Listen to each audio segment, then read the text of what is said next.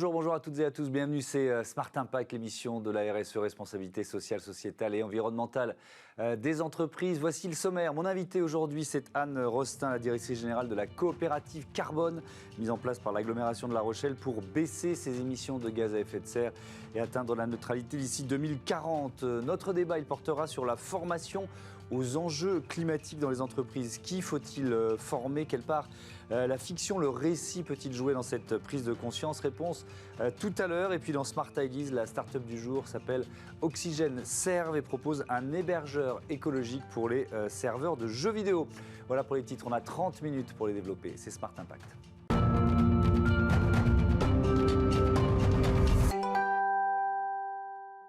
Bonjour Anne Rostin, bienvenue. Vous êtes donc la directrice générale de la coopérative Carbone de La Rochelle. Quand et puis surtout par qui elle a été créée? Alors la coopérative Carbone a été créée à La Rochelle par finalement un groupe de partenaires à l'échelle du territoire de La Rochelle, puisque depuis 2017, l'agglomération de La Rochelle s'est engagée dans le cadre d'un plan d'investissement d'avenir, pilotage de l'État, avec la ville de La Rochelle, l'université, le port atlantique, Atlantec, à pouvoir atteindre un objectif de zéro émission nette à l'échelle du territoire, à objectif 2040. C'est quoi Atlantec? C'est un quartier bas carbone, c'est ça? Exactement. Atlantec, c'est un quartier expérimental bas carbone qui consiste à essayer de construire un morceau de la ville de demain en étudiant l'ensemble des volets, bâtiments, énergie, mobilité, agriculture urbaine, économie circulaire, pour voir comment adapter la ville aux enjeux climatiques aujourd'hui. Alors nous, je ne sais pas si on est bas carbone, mais on est en plein marteau-piqueur, ça c'est sûr. Les travaux viennent de démarrer dans l'immeuble d'à côté. Si vous êtes fidèle de Bismarck, vous savez que ça nous arrive régulièrement. C'est quoi les missions de cette coopérative Carbone? Peut-être aussi le budget, qu'est-ce que ça représente? Oui, alors d'abord pour compléter, on a créé cette coopérative avec ces partenaires-là et avec d'autres fondateurs que sont Alstom, Léa Nature, ADETFIP et le Crédit Agricole Charente-Maritime de Sèvres, parce qu'il nous a paru nécessaire de pouvoir vraiment coopérer avec l'ensemble des acteurs du territoire. Et donc les missions qu'on a mis en place au niveau de la coopérative Carbone, en gros il y a deux piliers. Le premier pilier, c'est accompagner à la réduction d'émissions de gaz à effet de serre des différents acteurs, donc par de la formation, de l'évaluation, la mise en place de bilans carbone, de plans d'action de réduction d'émissions, la mise en place de stratégies bas carbone compatibles avec l'objectif qu'on s'est fixé collectivement à l'échelle du territoire. Et puis le deuxième pilier, c'est de pouvoir accompagner les projets qui vont avoir un impact environnemental, qui vont notamment permettre de séquestrer le carbone et donc de pouvoir instruire, évaluer et garantir l'impact environnemental de ces projets-là et de réussir à les faire financer via justement le dispositif de compensation carbone, donc les crédits carbone. Alors justement, on parlait de ces crédits carbone. Le budget global, c'est combien? Alors, le budget global de la coopérative Carbone, il est d'environ 500 000 € par an. D'accord. Et l'objectif est de pouvoir faire en sorte d'accompagner par une petite équipe l'accompagnement à la réduction d'émissions et de trouver les financements complémentaires pour financer ces projets à impact environnemental. Alors, crédit carbone, vous nous rappelez comment ça marche, ça? Oui. Alors un crédit carbone, pour cela, il faut finalement différents niveaux pour qu'on puisse avoir un niveau de crédit carbone. D'un, il faut avoir un niveau de reconnaissance de ce crédit. Il peut être international. Le dispositif de crédit carbone existe depuis Kyoto, 1998, et donc permet aux acteurs qui souhaitent compenser leurs émissions de gaz à effet de serre de pouvoir financer des projets, donc via ces dispositifs de labellisation. Ils doivent aussi pouvoir être évaluables et donc pouvoir garantir l'impact carbone des projets qui vont être mis en œuvre et vérifiable. Et donc, à partir du moment où on peut garantir finalement l'ensemble de ces éléments-là d'un projet, il peut donc générer des crédits carbone, c'est-à-dire apporter aux acteurs économiques, institutionnels et même particuliers qui souhaitent agir pour le climat, donc contribuer ou compenser leurs émissions de gaz à effet de serre, donc peuvent financer un projet de manière volontaire pour lequel ils auront la garantie du résultat. Oui, alors dans toutes vos explications, on voit bien qu'il y a en creux, la critique est souvent faite au crédit carbone, de dire « Ah mais c'est un permis de polluer ». Comment vous faites en sorte d'éviter ces écueils? Alors de différentes manières. La première, c'est que notre premier pilier d'action, c'est d'accompagner à la réduction d'émissions. C'est là où on a le plus de travail, c'est là où on a le plus à agir. Pour donner un exemple, à l'échelle de l'agglomération de La Rochelle, on a des émissions de gaz à effet de serre de 2 millions de tonnes équivalent CO2 par an. L'objectif est d'en atteindre 500 000 tonnes équivalent CO2 par an, donc finalement adapté avec le facteur 4 à objectif 2040. On a du mal à voir comment aller au-delà. Et donc de séquestrer 500 000 tonnes équivalent CO2 par an également à cet horizon-là. Donc on voit la force de travail de réduction d'émissions par rapport à la séquestration, donc ce qui est évidemment prioritaire. Donc pour évidemment ne pas avoir un droit à polluer, il faut d'abord réduire ces émissions. Ensuite, le deuxième niveau, c'est qu'en agissant au niveau local, on n'est pas sur un achat de bonne conscience.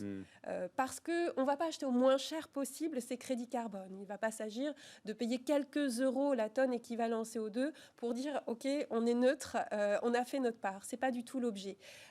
L'action environnementale a un prix. Les projets, on évalue leur impact et on évalue également l'additionnalité économique pour qu'ils puissent se mettre en place. Et un projet local, eh bien, on ne peut pas s'acheter une bonne conscience puisqu'il n'est pas à 3 euros la tonne, mais entre 30 et 100 euros. Enfin, je terminerai par le fait qu'à partir du moment où on est un acteur de territoire, donc on s'engage sur son territoire, et donc à partir du moment où on est en proximité avec les différents projets, eh bien, on voit aussi l'impact et on est plutôt sur une action territoriale, une contribution territoriale plutôt qu'un achat de bonne conscience. Oui, évidemment. Et puis il y a aussi un contrôle qui est certainement plus facile. Quelques chiffres sur ces objectifs d'émissions de réduction des gaz à effet de serre dans l'agglomération de La Rochelle. Ça concerne 28 communes, 170 000 habitants, réduction des émissions de 30% d'ici 2030. Et donc cet objectif de neutralité carbone en 2040, qui est ambitieux, vous l'avez évoqué, presque quasi impossible à atteindre. Est-ce que vous avez mis la barre très très haut d'une certaine façon ? Alors clairement, on a mis la barre très très haut. On a commencé par se poser un cap. La Rochelle a un ADN environnemental, de sensibilité de ses habitants et d'innovation. Et finalement, c'était la seule ambition de territoire qui nous paraissait pertinente. Il faut être ambitieux pour atteindre des résultats pertinents. Et quand on a construit cette ambition-là, il a s'agi de réussir à voir concrètement comment on allait réussir à la mettre en place. Et c'est là qu'on s'est aperçu qu'effectivement, c'était difficile. Parce qu'on ne peut y arriver que si on met en place l'ensemble des leviers d'action possibles, donc bâtiments, mobilité, énergie, séquestration dans le littoral, dans l'ensemble des leviers possibles, et que au-delà de ça, il fallait qu'absolument tous les acteurs d'un territoire puissent être concernés et impliqués, de l'habitant jusqu'à la petite entreprise, la grande entreprise. Si tout le monde n'est pas concerné, impliqué et actif, impossible. Oui. Vous développez, vous soutenez 70 opérations pilotes. Est-ce qu'on peut donner un ou deux exemples pour voir comment ça fonctionne ?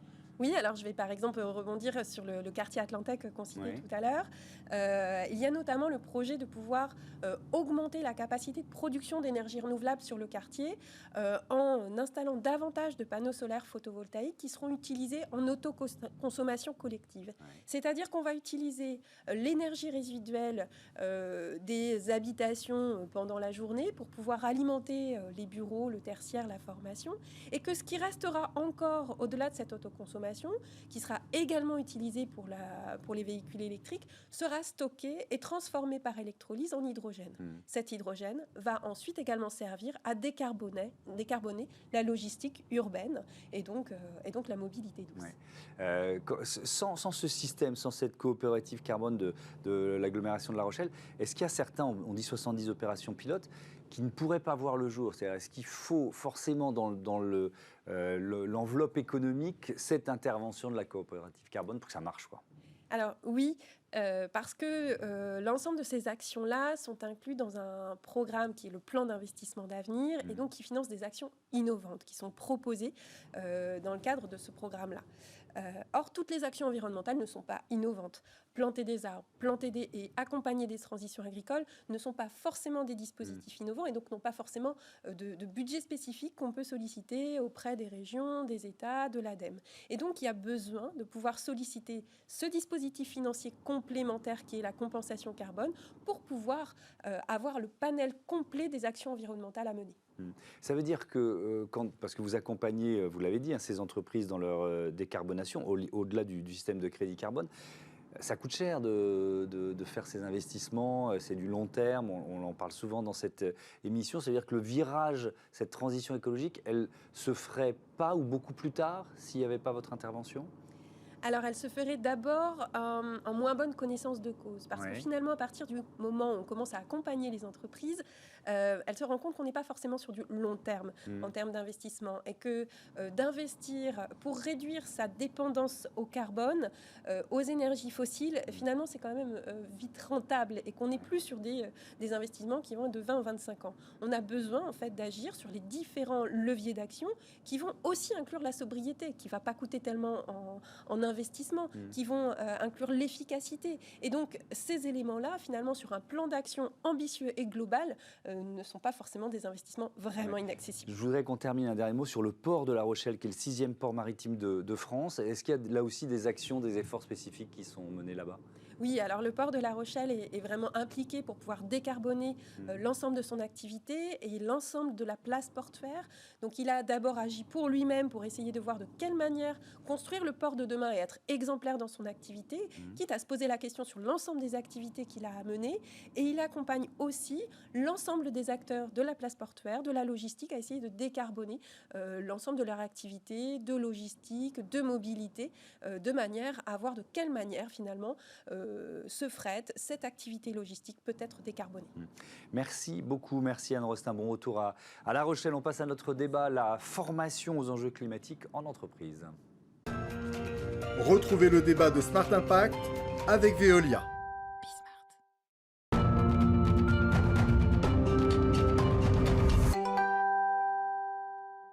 Je vous présente tout de suite les invités de notre débat. Laurent Esposito, bonjour, le directeur d'Imagine 2050, et Juliette Keff, bonjour, la cofondatrice, présidente de Vert.eco. C'est quoi, c'est un média indépendant, c'est ça ? Oui, Vert, c'est un média d'actualité en ligne qui est spécialisé sur l'écologie. Donc tous les jours, on envoie un petit journal qui se lit en 7 minutes de lecture et qui raconte toute l'actualité du climat et du vivant. Donc on va parler des transports, du vivant, de la biodiversité. Et ça, en fait, c'est une véritable lecture du monde à travers l'écologie qu'on propose. Donc tous les jours, nos abonnés reçoivent dans leur boîte mail ce petit journal indépendant qui nous permet de tout savoir sur l'écologie. Ouais. Vous étiez experte auprès des comités d'entreprise et cette expérience, j'imagine qu'elle vous sert aujourd'hui, notamment pour la partie formation, parce qu'il y a des formations que vous proposez également ? Oui, tout à fait. En fait, on nous a demandé de plus en plus, en tant que journaliste, d'aller intervenir, d'animer des tables rondes, des conférences. Ouais. Et donc, on s'est progressivement posé la question d'aller vraiment apporter l'information là où on a besoin qu'elle soit, c'est-à-dire dans les entreprises, les collectivités, les associations.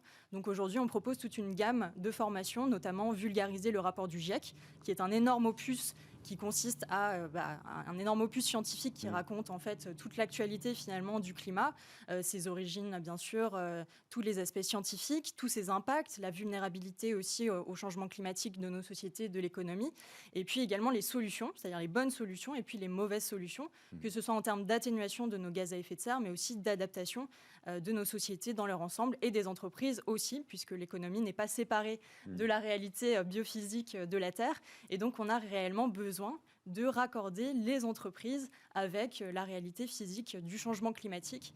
Pour rappel, aujourd'hui, on est quand même sur une trajectoire d'augmentation de nos gaz à effet de serre et donc on a véritablement besoin de les diminuer de toute urgence. On a besoin de les diminuer. Notre objectif en France, c'est moins 40% en 2030 et c'est la neutralité carbone en 2050. Autant vous dire qu'on n'y est pas du tout. On est sur une trajectoire d'augmentation des gaz à effet de serre et donc on a besoin que les entreprises se tournent et change et se tourne véritablement vers l'écologie, mais pas seulement le climat. On a besoin de plus de biodiversité, on a besoin que les entreprises s'engagent aussi pour conserver les ressources planétaires, donc l'eau, pour éviter les pollutions, bien entendu, au niveau de l'air, et sur un certain nombre de sujets. Donc l'entreprise aujourd'hui est un acteur central. On ne pourra pas faire la transition sans les entreprises. Et vous êtes à un endroit où on en est convaincu depuis plusieurs années. Laurent Esposito, c'est quoi Imagine 2050 ? Expliquez-moi. Alors, on œuvre un peu de la même manière que Juliette à transformer les entreprises, mais un type particulier d'organisation. On s'adresse aux industries culturelles avant tout. Ouais. On cherche à toucher au cœur et aussi directement au niveau du cerveau gauche de manière raisonnée, raisonnable, les leaders culturels, pour leur faire comprendre ces grands enjeux autour de la transition écologique. Les leaders culturels, quels sont-ils ? Eh bien, ce sont des journalistes comme vous, comme Juliette, mais qui est déjà bien sensibilisée, je pense, on vient de le voir. Ce sont les artistes, ce sont les publicitaires, les communicants, les gens qui travaillent sur l'industrie du jeu vidéo, c'est le prochain invité sur ce plateau. Tous ces acteurs-là qui, finalement, par leur récit, quel que soit leur support de communication, vont transformer nos imaginaires, on souhaite les influencer afin qu'on ait des récits sur le devenir de notre société qui soient positifs, constructifs, et qu'on ne nous parle pas simplement d'un futur qui soit effondriste. C'est l'imaginaire au cinéma de mondes qui ne sont pas vraiment souhaitables, comme Mad Max, Blade Runner, ou des récits qui sont technosolutionnistes, où on pense que grâce aux ordinateurs, aux superquantiques, à l'intelligence artificielle, on va sauver le monde. Ça, on sait scientifiquement que c'est assez peu probable. Donc on veut réensemencer les imaginaires des créateurs culturels avec des récits qui soient plutôt autour de la sobriété, du respect du vivant et de la justice sociale. On en a parlé ici du rôle des médias. Vous formez des journalistes, des rédactions, par exemple ? Oui, aujourd'hui, on accompagne, par exemple, je ne peux pas citer l'entreprise, mais c'est une grande entreprise qui compte plusieurs milliers de journalistes dans le monde. Et on a déployé un premier outil qui est la fresque du climat, un outil qui permet de sensibiliser, de faire comprendre les enjeux systémiques qu'il y a entre les activités humaines, notamment notre consommation d'énergie derrière tout ça, que ce soit les transports, l'alimentation, le bâtiment, l'industrie. Et ensuite, des effets qui sont potentiellement délétères, Juliette vient de le mentionner, sur l'habitabilité de la Terre.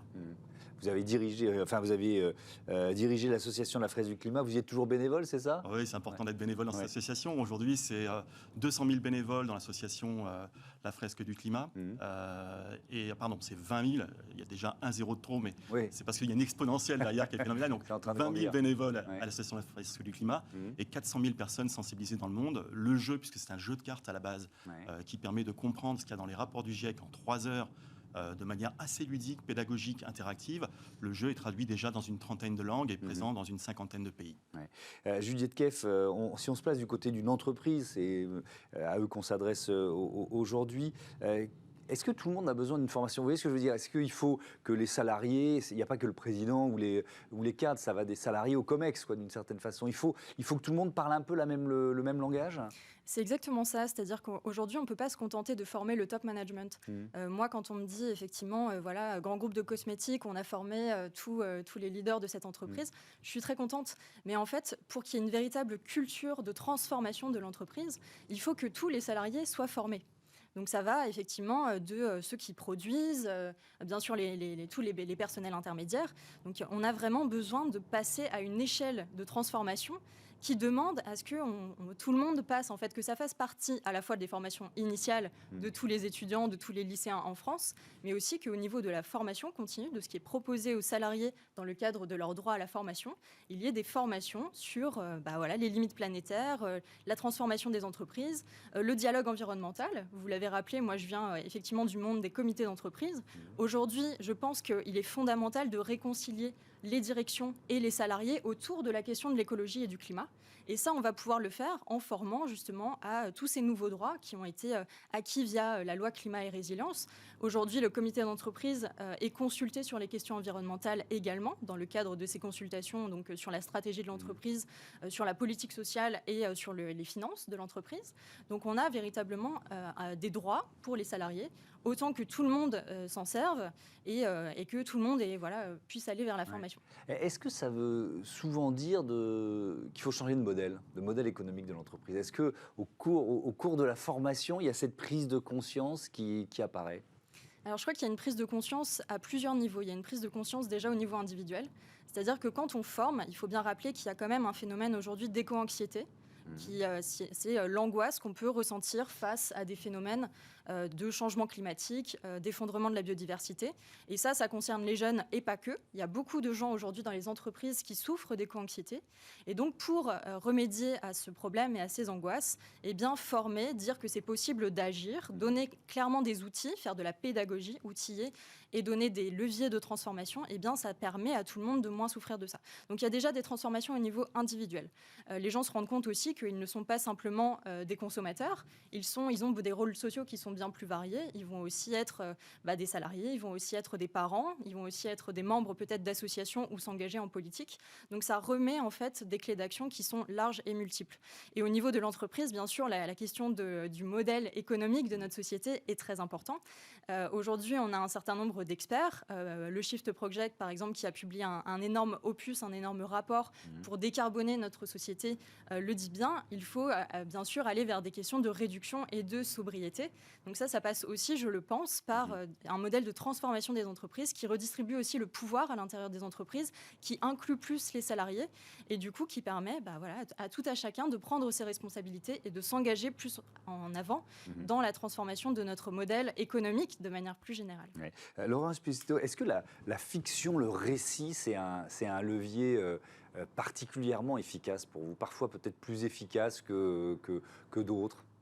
Oui, c'en est un, puisque quand on voit aujourd'hui l'influence de l'industrie hollywoodienne sur nos imaginaires, il faut savoir qu'au sortir de la Deuxième Guerre mondiale, dans les accords Bloomberg entre les pays européens et les États-Unis, ce qui a été demandé par les États-Unis en contrepartie du plan Marshall, c'est que Hollywood, toutes ces fictions qui nous abreuvent depuis 70 ans maintenant, ait accès à toutes les salles de cinéma. Et c'est comme ça que s'est construit finalement l'imaginaire des 30 Glorieuses, avec un idéal de consommation, de super-consommation, qui est prédateur derrière en termes environnementaux, avec chacun son pavillon de banlieue, sa voiture, sa machine à laver. Alors certes, c'est important en termes de confort et en termes de justice sociale, bien évidemment, ça apporte des bénéfices à la société, mais globalement, on sait que c'est un modèle qui est délétère et qui n'est pas soutenable. Donc comment est-ce qu'on peut aujourd'hui essayer de mettre en place un contre-modèle autour de la sobriété, comme je disais tout à l'heure, qui soit vertueux, où on respecte plus les écosystèmes, qu'on soit un petit peu moins prédateur, moins gourmand, et pour autant tout aussi heureux, avoir moins de biens, plus de liens. Et ça passe par quoi? Par ce qu'on appelle, nous, la pédagogie clandestine. C'est un terme qui vient de l'ADEME et qu'on aime beaucoup chez Imagine 2050. C'est comment, dans les fictions, par exemple, donc les séries télé, le cinéma, par des petits éléments qui sont pas forcément perceptibles au premier regard, on va transformer la vision de certaines normes sociales. Par exemple, le moment de détente dans les films ou les séries, souvent c'est le barbecue. Là, ça va être la saison.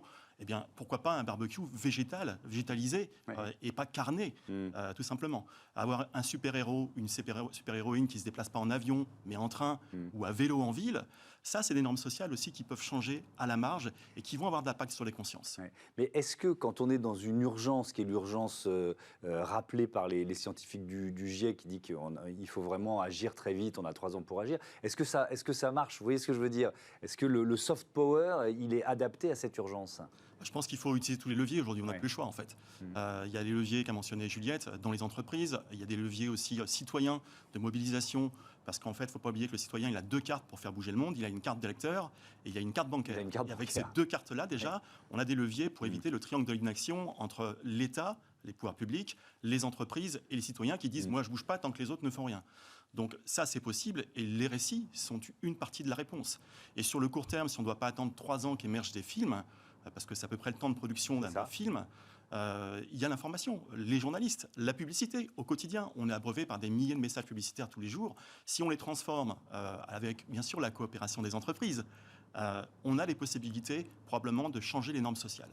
Merci beaucoup, merci à tous les deux d'être venus nous présenter ce rôle énorme, important, essentiel de la formation dans le cadre de cette transformation, transition écologique. Merci à tous les deux encore une fois. Merci. On passe à Smart Ideas, vous l'avez évoqué, un hébergeur écologique pour les serveurs de jeux vidéo.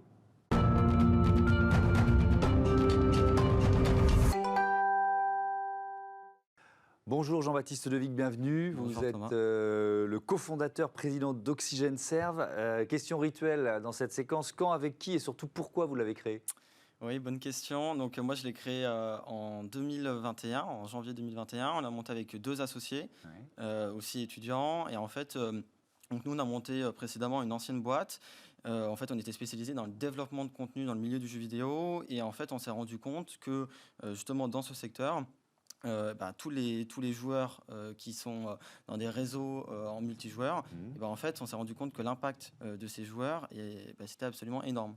Et donc, à partir de là, de ce constat, on s'est dit, tiens, c'est assez problématique. Comment on peut faire en sorte de décarboner, de trouver une solution qui soit plus éco-responsable. Ouais, alors on va rentrer dans le détail de cette solution, mais peut-être sur le constat. Il faut rappeler que le marché du jeu vidéo, c'est énorme, c'est le premier marché culturel au monde. Est-ce que c'est un secteur qui a engagé ou au contraire qui est en retard dans sa transition écologique ? En fait, déjà pour, je pense, dans le contexte plus global, en fait, on s'est rendu compte que tous les géants du numérique, maintenant, ils partent vers des solutions qui sont de plus en plus éco-responsables, Google, Amazon, etc. Et en fait, dans le milieu du jeu vidéo, c'est un peu particulier. Là, on voit qu'il y a des réelles optimisations au niveau d'hardware, donc comment faire en sorte que les serveurs, que les ordinateurs consomment moins en termes d'électricité. Mais c'est vrai que nous, on s'est rendu compte que la partie vraiment serveur de jeu, donc, toutes les instances en fait qui vont héberger tous ces joueurs, tous les 100 millions de joueurs là, qui jouent actuellement dans le monde, en fait, on s'est rendu compte qu'il n'y a pas de gros travail en fait dans ce milieu-là. Donc voilà, pour ça qu'on a justement créé aussi. Alors, qu'est-ce que vous proposez avec Oxygène Serve? Un hébergeur écologique pour les serveurs de jeux vidéo. On voit bien l'idée, mais ça marche comment? Ça marche comment? En fait, déjà, donc au départ, notre clientèle, c'est important de le mentionner. Donc nous, on est en bêta, donc on a vraiment une capacité de joueurs qui est petite. Donc là, au début, qui est notre client? C'est les joueurs, donc ça peut être, je sais pas, une bande d'amis qui veut jouer sur Minecraft, on va prendre une licence qui est assez connue, et en fait elle va se tourner vers nous pour prendre un serveur et ils vont avoir une instance sur laquelle ils vont pouvoir jouer dessus sur Minecraft. Donc ça c'est au départ, c'est notre clientèle. La deuxième possibilité, enfin c'est déjà le deuxième axe de travail, ça va être après tout ce qui est milieu e-sport. Et après, ça sera voir avec les éditeurs de jeux vidéo, donc type Ubisoft, etc., et leur proposer en fait une solution et leur dire, voilà, votre nouvelle licence de jeu, nous on vous propose une solution et tous vos joueurs, on vous les accueille et on les héberge sur nos serveurs. Donc cette solution, c'est quoi? C'est un data center, un centre de données qui justement intègre ces normes écologiques particulières, c'est ça? En fait, nous on travaille avec une sous-filiale d'Orange. Il y a 3 leviers. Le premier qu'on a pris, c'est vraiment les optimisations au niveau du data center, donc énergie renouvelable, réutilisation de la chaleur, refroidissement innovant. Donc ça, c'est vraiment la partie data center. Donc dans les chiffres, c'est 15 fois moins d'émissions de CO2 par rapport à des offres concurrentes. 15 fois moins? Ouais, 15 fois moins, donc c'est assez énorme. Il n'y a pas de consommation d'eau, parce que l'eau est puisée dans une nappe phréatique, elle est remise à 1,5% de degré dans cette nappe, donc en fait, on n'utilise pas d'eau, à proprement parler. Après, nous, il y a des optimisations logicielles qu'on fait, et après des optimisations hardware. Donc avec nous, on a beaucoup travaillé avec AMD et Gigabyte pour essayer d'avoir une infrastructure et des châssis en fait qui soient le plus efficients énergiquement. Ouais. Donc là, pour l'instant, si j'ai bien compris, vous êtes encore sur des petits groupes de joueurs, c'est ça? L'idée, ça serait de passer à l'échelle? L'idée, ça serait de passer à l'échelle, comme vous dites. Après, voilà, nous, on est étudiants, nous avons une petite... on n'a pas des fonds qui sont énormes, donc l'idée, après, ça serait de pouvoir lever des fonds. Il faut trouver l'investisseur. C'est vrai que nous, on s'est aussi rendu compte que dans le milieu du jeu vidéo, il y a encore un plafond de verre un peu dans les investissements. Pourtant, vous l'avez à juste titre rappelé, que c'est le plus gros marché culturel au monde. Et pourtant, c'est vrai qu'on a encore du mal à attirer des investisseurs. Voilà, je dirais que c'est un peu notre difficulté actuellement. Je me place du côté des joueurs. Est-ce que ça change l'expérience? C'est-à-dire que ce qu'on cherche, c'est quand même que ça aille vite, que ça marche, que l'expérience de joueur soit réussie. C'est tout à fait vrai. Alors nous, c'est marrant parce que finalement, dans les joueurs, on se rend compte que c'est pas ce qui les intéresse. Donc il y a un gros travail aussi de sensibilisation. Donc nous, on prévoit justement avec beaucoup d'influenceurs dans le milieu du jeu vidéo, donc ça va être des streamers, du Twitch, enfin voilà, toutes ces plateformes-là. Donc c'est de sensibiliser et finalement, et là le gros travail qui a été fait, c'est de dire comment on fait en sorte d'être écologique sans nuire à l'expérience du joueur. Ça c'est important parce que finalement le joueur, lui ce qu'il veut, c'est pouvoir jouer tranquillement. Et donc, c'est le gros pilier de travail qui a été fait. Et donc, en plus d'être écologique, nous, on propose une solution qu'on dit qu'elle est à 20 à 30% plus performante en étant écologique. Et ça, c'est comment on est plus performant. En fait, c'est assez bateau. C'est simplement avec des composants qui, du coup, ont été conçus pour le milieu du jeu vidéo. Ce qui n'est pas été le cas en fait dans d'autres infrastructures, où on est dans des infrastructures qui sont vieillissantes et qui n'ont pas été conçues spécialement pour le jeu. Nous, finalement, notre cœur de métier, c'est le jeu vidéo. Donc, on a su faire une offre qui était vraiment adaptée aux besoins. Merci beaucoup. Merci Jean-Baptiste de Vic-Bonvent à Oxygène Serve. Voilà, c'est la fin de cette émission. Un grand merci. Restez en place, sinon vous allez passer devant la caméra. Un grand merci à toutes les équipes de Bismart. Je vous dis à demain sur la chaîne des Audacieuses et les Audacieux. Salut.